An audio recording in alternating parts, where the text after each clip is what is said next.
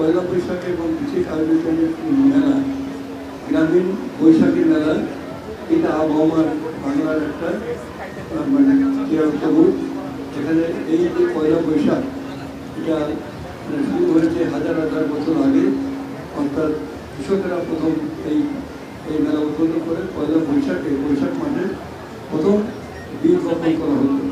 এবং তখন এই পয়লা বৈশাখ কৃষকের সংস্কৃতিটা, এবং যেহেতু এই দেশের একসময় প্রায় শতভাগ লোকই ছিল কৃষক এবং কৃষি নির্ভর, এমনকি যারা বাইরে যেত তারাও কৃষি পরিবারের উপর নির্ভরশীল ছিলেন।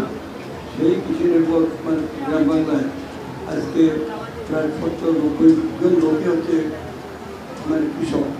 এই কৃষকের সংস্কৃতি এখানে ঢাকা শহরে আমাদের নগর জীবনে, যদিও নগর জীবনের মধ্যেও প্রায় এখানেও 90% লোকের জীবন গ্রামের সাথে, শিকড়ের সাথে বাঁধা।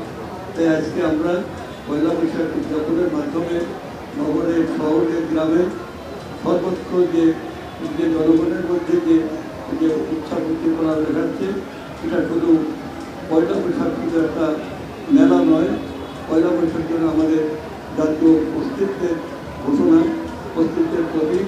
এবং এই পয়লা বৈশাখে আমাদের জাতিসত্তা, আমাদের জাতি, আমাদের জনগণের জীবনের যে আবেগ, উৎসাহ, এটা আমরা মানে তুলে ধরবো। তাই আজকে আমি এই যে মেলা, গ্রামীণ মেলার বদলে এখানে চারিদিকে মেলার স্টল সাজানো হয়েছে, আমি শিল্প মন্ত্রণালয়কে আমিও আমার তরফ থেকে আন্তরিকভাবে ধন্যবাদ জানাই।